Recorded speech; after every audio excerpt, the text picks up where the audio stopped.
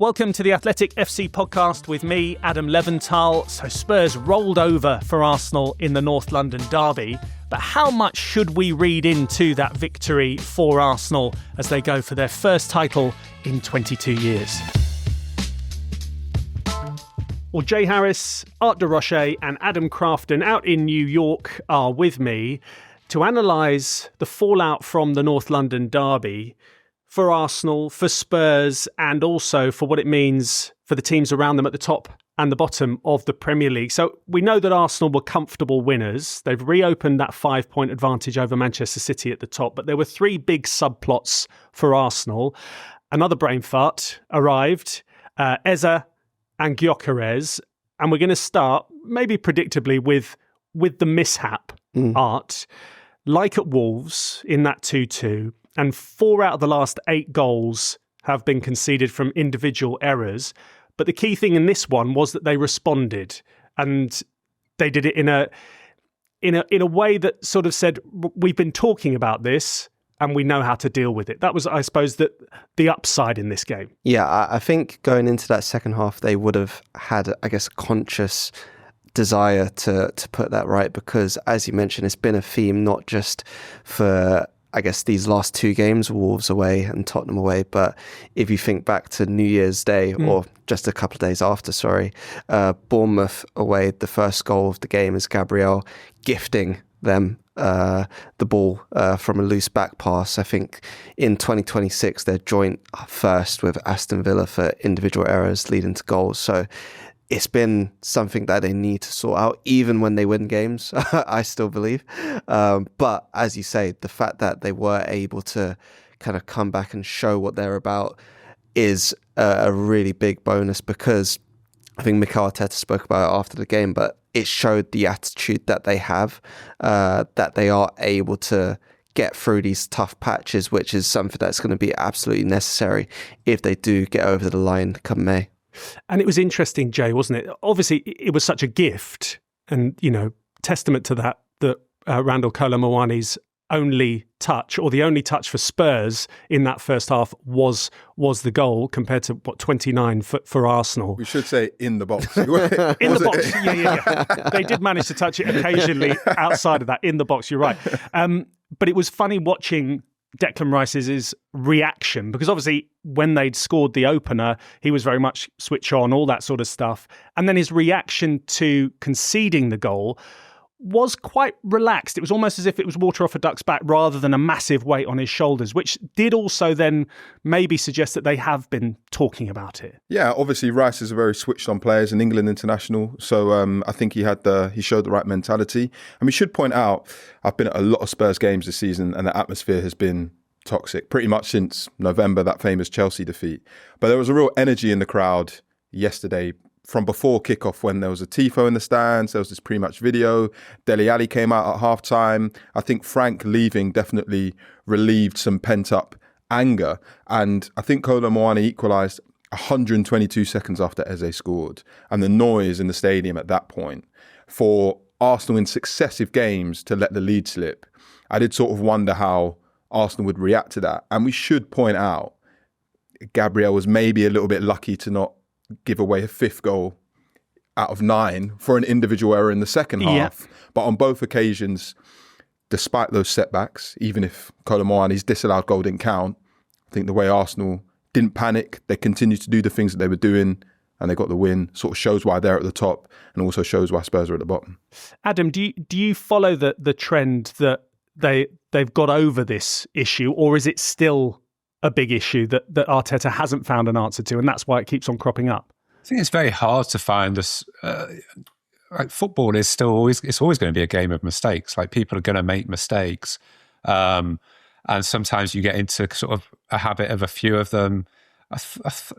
Yesterday was a weird game, because in some ways it was one of the easiest games Arsenal will have, because you're against a team that was very, very depleted. Didn't really have anything much to bring off the bench. Even Solanke, I think, was ill when he came off the bench. So I think Tottenham sort of gave what they could, which was, an hour of spirit.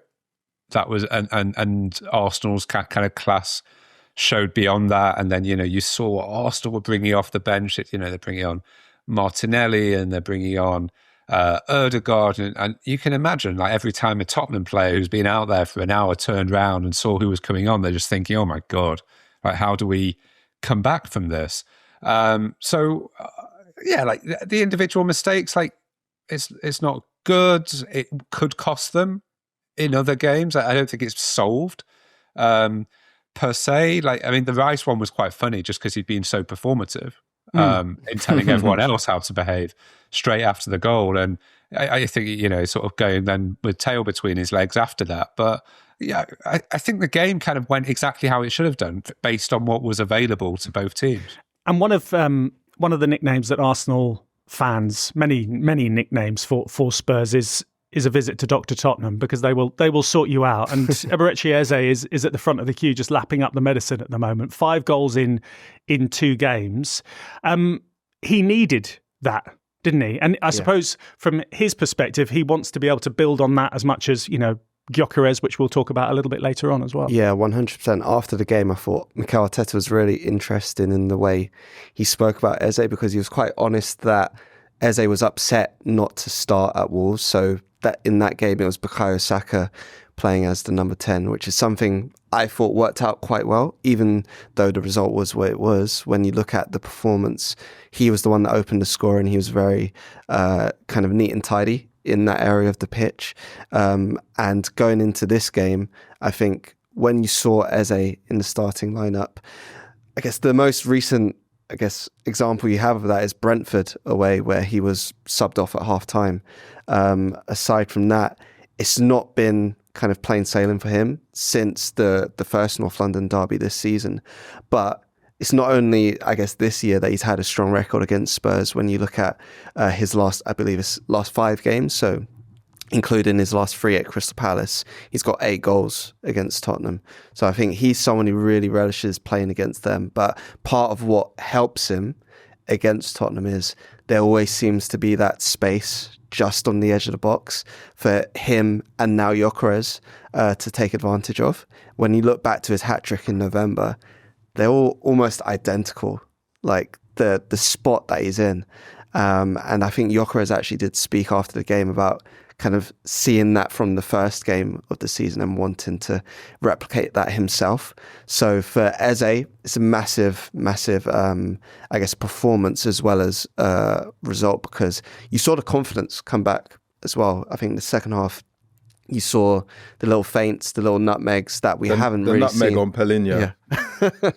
Yeah. we haven't really seen that in the Premier League for, I'd say, a couple of months, really. So it was really nice to see that back out again. Hopefully he's able to continue that in the league for the last 10 games. I was very much watching it as a neutral, but even I was just laughing. The fact that he was laughing on the pitch. Well, it's the second time again he's done it. You know, he laughed at the game in at Emirates Stadium. I just think there's something to be said about Spurs. I know we're going to get into it a little bit later, but they played Arsenal twice this season. They've gone with a back 3 on both occasions, right? So trying to offer some sort of defensive solidity. They've conceded 8 goals, lost 4-1 twice. North London derby is never a free hit, but expectations from the Spurs fans were probably never as low in recent history going into a North London derby. But the first half was a little bit encouraging, but then to fall off in the second half like that, there were just so many occasions in the second half where Eze was running through unchallenged. And I still can't quite, it's what my next piece is going to be, wrap my head around how Spurs can start with technically 4 central midfielders, but Palinha playing in a back 3. But you've just got the opposition's number 10 just constantly in time and space on the ball. Just fundamentally, their approach didn't work at all. Yeah, we'll get stuck into Spurs a little bit later on, because there certainly wasn't a new manager bounce in any way, shape or form, was there? Adam, from the point of view of the broader picture, obviously Manchester City won again this weekend, 4 wins out of 5, albeit it was a very ugly win. Do you see them, because, the narrative is, Arsenal are going to slip up, Arsenal are going to slip up. You don't see them as immune from slipping also, do you? No, not at all. Like it's very rare. I think there's only one game this season where I've watched Manchester City and thought they looked like champions, and that was when they beat Liverpool 3-0 in, that was like, September, October maybe. But But then sort of as the season's gone on, you think about what Liverpool have become, and that game looks, obviously it was a good performance, but it looks less kind of defining. Since then, they win games, but even when they win games, they really fall off it in a second half. It was crazy to me that the team that had travelled all the way across Europe midweek in Newcastle looked fresher than Manchester City in the second half. I still don't think Rodri is anywhere near what he was pre-injury, and I think that's causing them issues in central midfield. They don't have control of the game, but they're still, they're within striking distance. So, for everything that people can criticise City for, I think they're close enough. But I really do think that I do think Arsenal will go to City and win. I think they've got it. I just think they've got the quality this season to go and do that. And Arsenal fans have this trauma, and I think the players, and to a certain extent, have this trauma as well. But they have the quality and in there to do it. They just have to go and do it. So I really do think, I've kind of said it all year, like that Arsenal's biggest opponent this year is not Man City, it's themselves. And if they can channel that energy and that aggression, then they should be okay. I think their next 4 or 5 games will probably define it for them, because they've got Chelsea in there, Bournemouth in there, Man City in there, Brighton away, which it's not as hard as it was maybe a year ago. But I think that those are probably the games that will push them. And they've got a 4-day period, haven't they, next week, which is Chelsea, and then they've got Chelsea at home, then Brighton away. That to me looks like the kind of toughest 2-game little, I don't know if you're doing it as like little bubbles of games. If they can get 6 points from that, I think they'll win the league. I really do think that they can't lose that gap.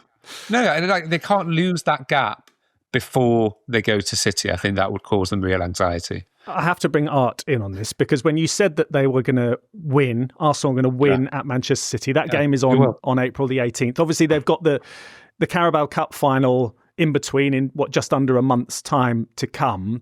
Art's face was like, don't tempt fate. Don't say things like that.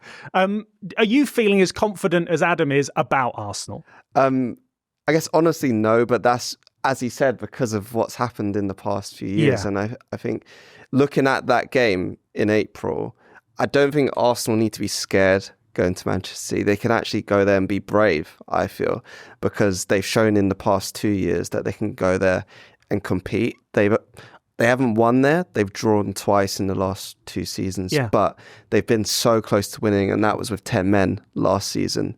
I think they have a squad that can win there. What I guess holds me back is, as I said, even though neutrals can be quite confident about what they say about Arsenal, the Wolves game midweek, that didn't come as a total surprise, just because of the mistakes that we've seen throughout this season. It's almost like you're waiting for Arsenal to prove themselves to themselves, if that makes sense. Going into the final 10 games of the season, I think both them and Manchester City are going to drop points. I think I don't know if this makes sense, but it feels like it's going to be about who is kind of less bad than who is better. Because if they hold their nerve. Yeah, basically. Ultimately. And I'll bring this in, and we've been talking about it prior to recording. The Opta Power Rankings, basically, they rank games according to their difficulty. So green games are easier, white are challenging, red for difficult. And City do have a slightly more difficult run-in than Arsenal.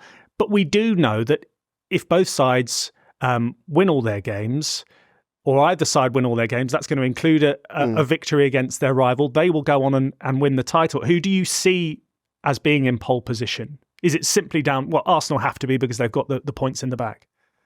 No, and I think it's going to change, basically. You're not going to get this guy on record committing to anything. Plead the fifth.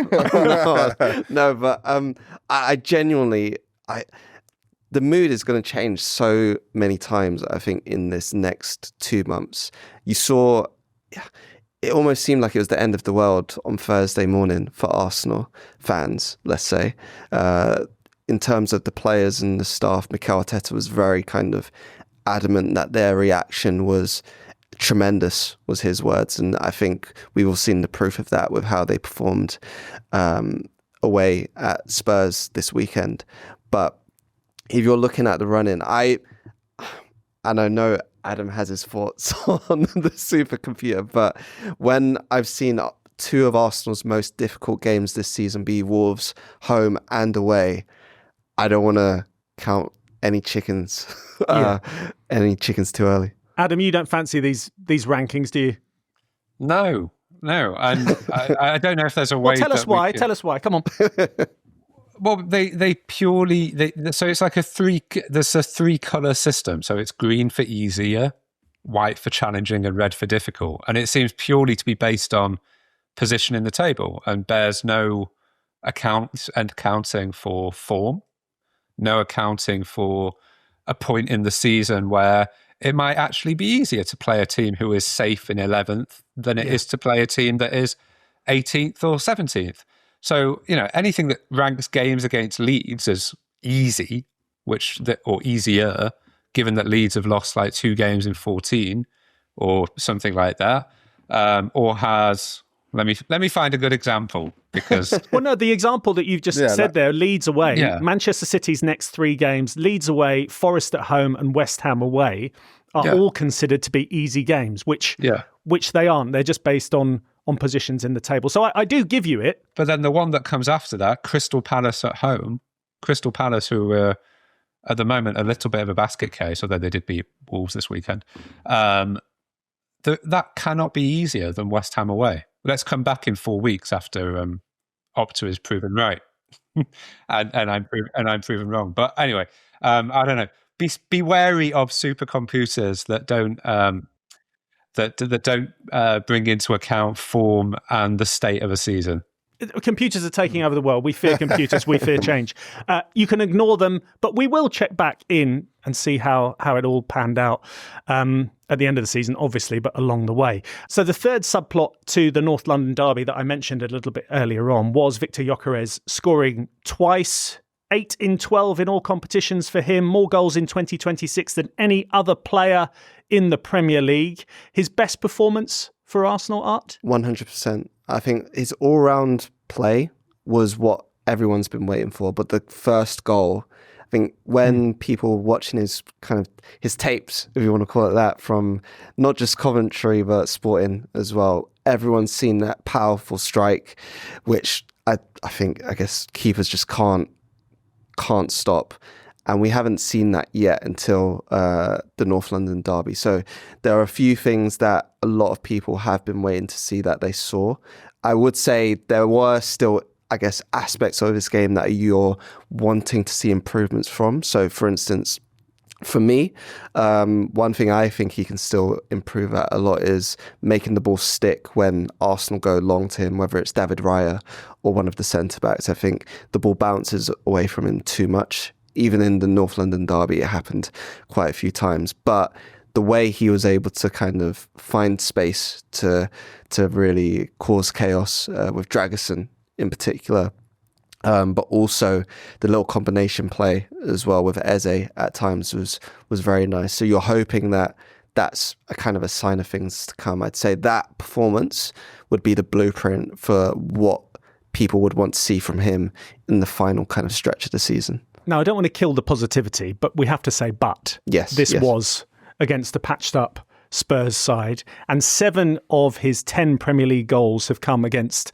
the bottom 6, which obviously includes Spurs. There's Leeds, Sunderland, Everton, Burnley and Forest as well. And he's not scored against a team higher in the table than 9th. So we have to sort of temper the levels of praise, don't we, Jay? Yeah, definitely. We should, maybe people don't realise, but I think that was Dragusin's 4th game since he came back from an ACL injury, and I think it's fair to say he's not one of Tottenham's best centre-backs anyways. Normally Christian Romero would be playing there instead of him, and that would be a very different challenge, Romero and Gyokeres. But Dragassin's never been the most comfortable on the ball. He's not the quickest, so it sort of made sense that Gyokeres was focusing on that right-hand side of the pitch where Palhinha is a central midfielder who's been dropped into a back three.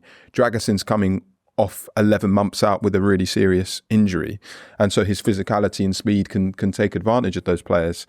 And then there are just other areas across the pitch where Spurs were missing people. So Destiny Doggy, probably their first choice left back, he wasn't playing. Pedro Porro, their first choice right back's not there. Rodrigo Bentancur is out. Mohamed Kudus is You're out. going to be here for ages. You're going to be here for a long time. So it's the second season in a row where they've grappled with this injury crisis. So yes, Arsenal did incredibly well to sort of take advantage, but Spurs were completely depleted. And Igor Tudor didn't really have that many options. Yeah. He sort of had to play that way, that system. Whereas Arsenal obviously far more stable with the relationships and just the formations that they use. So there's no real surprise that they took advantage in the way they did. Adam, what was your take on Gyokeres' performance? Because obviously there's been accusations of being a flat track bully, but it might be in one or two games that he can get Arsenal over the line, and it will change the narrative. Games that they drew last season, they won't be drawing this. Yeah. He was really good yesterday. He was dominant, powerful. I think there's times where you watch him and I think he almost spends a little bit too much time, because of his physicality, kind of worrying about having that physical edge over the opponent rather than being in the positions that really influence games and getting sort of dragged into the tussle more than kind of being where he needs to be.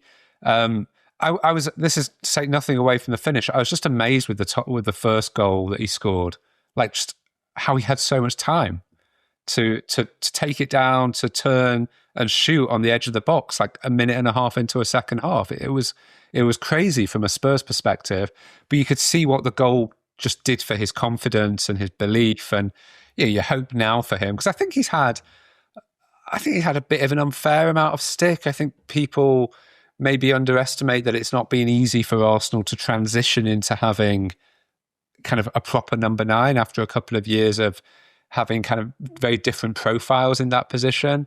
And also the amount that Arteta's changed it as well within the season. It's felt a little bit at times like you're not quite sure who he'd start in those positions in big games.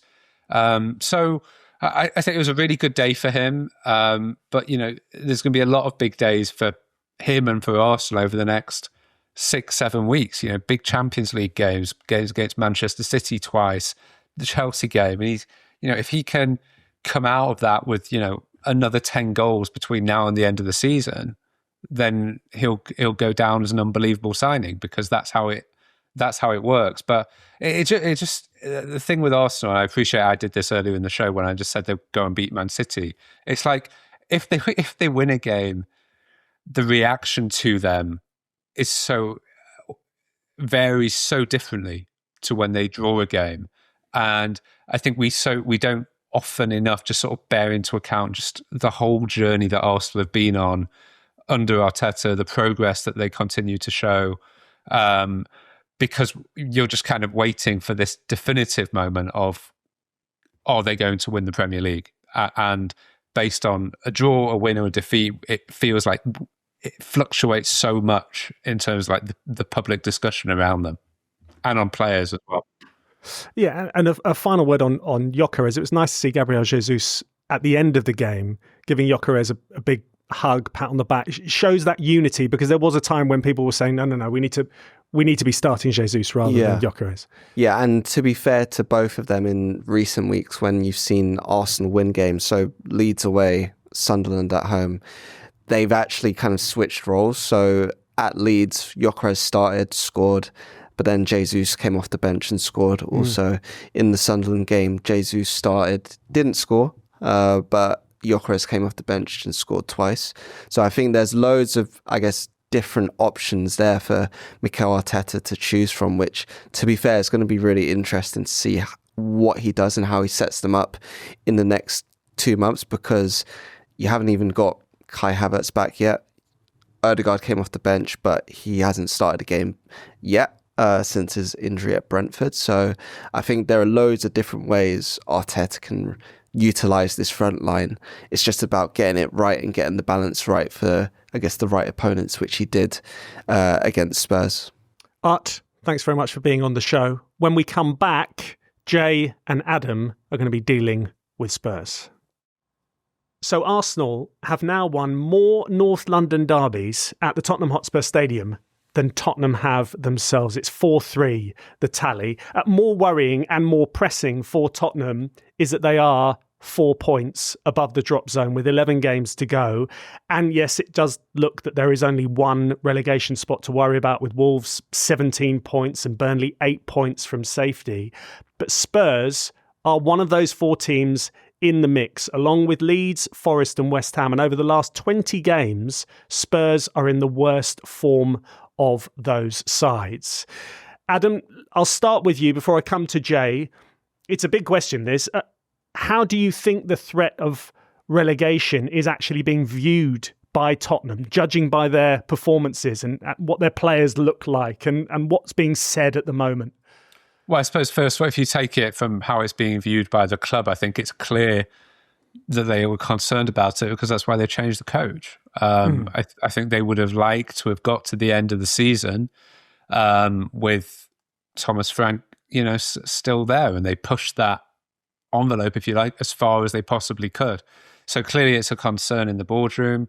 I think while they have so many players out, I think it's a concern on the field as well, because, particularly when those Champions League games come back in, and if Spurs, by some sort of hook or crook miracle, continue in that competition, it's going to really stretch the squad, because you're going to have returning players and you're asking more of what tends to happen with these injury crises. People always say, how do you get so many injuries? And often it's because the guys who are asked to kind of overcompensate get pushed so far, which then creates another extra injury in doing so. So I think there has to be a real reckoning at some point at Spurs, maybe it's in the summer, of how they go about recruitment or medical staff or training, because they're having far, far, far too many of these, and it's like every season. But the performance yesterday, I thought they were okay. Like first hour or so, I thought they were okay, but they reminded me. It reminds me a little bit of and kind of stopping before I say this, because it feels a bit harsh, but it felt like, I don't know, a championship team playing against a Premier League team in the FA Cup, where it's like the fans are really up for it, the players are going to be committed and spirited for an hour, but ultimately the quality of the opponent is going to be too much. They're going to bring stuff off the bench, the opponents, and in the end, it's 4-1, but it could have been 5 or 6-1. And it did feel that way a bit. That Spurs to me felt quite limited yesterday beyond kind of an increased level of application. I would say I thought the second goal that was disallowed for Moorhead was a little bit soft, to be fair, and that obviously could have made it very different. Yeah, that could have changed the passage of the game, but I think, I suppose on the other side, the officials, there was a clear push or there was contact. Yes, Gabriel made the most of it. The argument for Spurs is, firstly, go way back to, I think it was September when Arsenal beat Newcastle. Voltemada pushes Gabriel, the goal stands. When Liverpool beat Spurs at the Tottenham Hotspur Stadium in December, Ekitike has two hands on Romero, pushes in, that goal stands. So my take on it was just, if the referee gives it on the pitch, if the referee allows the goal on the pitch or disallows the goal on the pitch, VAR are not going to intervene. And it just happened that yesterday, Peter Banks decided, okay, I think it's a foul. But if he'd given the goal, I don't think VAR are telling him to go and check it and overturn it. That's just my opinion on it, though. Yeah. Okay, let's not get caught in the weeds on that one. Exactly. But in terms of how it's being viewed at Spurs, obviously you're at the stadium on a regular basis. You mentioned about the atmosphere being really toxic with the fans towards Thomas Frank and what was going on. Do you sense a genuine anxiety amongst the fans that maybe isn't manifesting itself amongst the players at the moment, in terms of that real worry? We may well go down, guys. Yeah, what the hell's going on? Of course there's anxiety about it. It's quite, maybe funny is not the right word, but the club announced last week that they're freezing the prices of some season tickets. Well, some fans are saying, you might have to reduce them because we're going to be in the Championship next season. Yeah. So that fear does exist. You spoke a little bit about their form. I think it's 2 wins out of their last 18 in the Premier League. No wins in 2026. And I was on, View from the Lane, the Athletics podcast a little bit earlier, and I was talking about it. And it feels ludicrous to say this about Igor Tudor, but he is under immense pressure. But that is the job that he accepted, right? He is a quick fix manager, and he has a game on Saturday against Fulham where he basically has to get 3 points and get a win. But what's very intriguing, because you're talking about how is the threat of relegation viewed around Spurs, and you've just asked me about the fans, is that Tudor didn't mention the word relegation once in his press conference. I don't think, maybe once, but he was denying it. And he also said, I'm 100% certain Spurs will be in the Premier League next season. And then in an interview a roundtable interview Johan Lange did, the sporting director, with a few journalists, including myself, he didn't really allude to relegation either. So, when it's like the elephant in the room, let's just pretend that there's not a massive elephant in that corner over there. We're not going to, if we don't mention the word relegation, then, maybe it doesn't really exist. Or the monster hiding under your bed, if you pretend it's not there. And it does feel like that a little bit at the moment because, yes, Spurs' squad is very good on paper, but they're missing so many players. And I do think there are a few similarities to Leicester City a few years ago when they thought they were immune because of the quality of the squad. I think they might have been in Europe at the time as well. And then everything sort of just snowballed and they still got relegated. Well, Jay, you mentioned there about speaking to Johan Lange, and you were a group of journalists that spoke with him, and there was loads to talk about. Obviously, Thomas Frank leaving, Igor Tudor coming in, lack of activity in January, Christian Romero and everything that entails. What would you say was the most enlightening thing that came from it? I'm very glad Lange did that. It's something I'd called for. It can't be the sole responsibility of the head coach, whether it's Thomas Frank or Postecoglou or Igor Tudor, to constantly sit in front of a room of journalists and explain the club's wider issues. So it's good that not just with Lange, but Vinay Venkatesham, the CEO, put some notes in a programme before they lost to West Ham last month. So there's a recognition from the club that certainly when Levy was in charge, the communication from senior figures to the fans was abysmal, and it's something that they need to fix. But he didn't really give any detail. He said a lot without saying a lot, was my takeaway from it. Sort of said that with Thomas Frank, they sort of had to sack him because of the quality of performances, really, and the results. Igor Tudor is a quick fix manager who's got a reputation for going into clubs, Udinese, Juventus, Lazio, and sort of turning things around in a short period of time. I think the sort of two most interesting things to come out of it were Lange talking about injuries, because as I mentioned, this is the second season in a row Spurs have really had a difficult time with injuries. And he said it's something they're constantly reviewing with real seriousness. And he pointed out that they've just hired Director of Performance Services from Manchester City. His name's Dan Lewington, or from the City Football Group. That appointment, I think, was announced in October, but he only started work this month. So clearly having someone in who's going to head up that department, is going to oversee everything, you'd like to think in the medium term, long term, their injury record is going to improve. They're certainly going to make some changes to the way they do things. And then the other thing was about the long-term search for a manager, whatever happens in the summer. And he did sort of reference, offensive football and a particular style of play. I don't think they should be looking at the Premier League, which is what they did last year, and going, okay, Thomas Frank's doing a good job at Brentford, Andoni Iraola's doing a good job at Bournemouth, Oliver Glasner's doing a good job at Palace, Marco Silva at Fulham, taking those Premier League managers who've maybe overachieved at clubs with smaller markets or smaller clubs. Smaller markets as if I'm in the US, sorry. And think that you can just translate that to Spurs. They need to say, we want to play in a particular style. This is just going to be the club style. We're going to identify managers who fit that style. And it doesn't matter whether they're in the Bundesliga, the French League, La Liga. We're just going to pick them and be the best. Whereas I just think they're too narrow-minded and just look at who's doing a good job in the Premier League, because that's what worked with Pochettino when they took him from Southampton. I think there needs to be just a real clear focus and vision on what they want to do, because otherwise, just look at their list of managers in the last 5-6 years. Nuno Espirito Santo, Conte, Postecoglou, Mourinho, Thomas Frank, they all play in very, very different ways. It just means they have a squad which is just poorly suited to whatever head coach comes in. There needs to be consistency, because that's why they constantly make mistakes in the transfer market, because you're recruiting players for different managers. different executives are recruiting those players, whether it's Levy, Lange or Paratici, it just means it's a mess.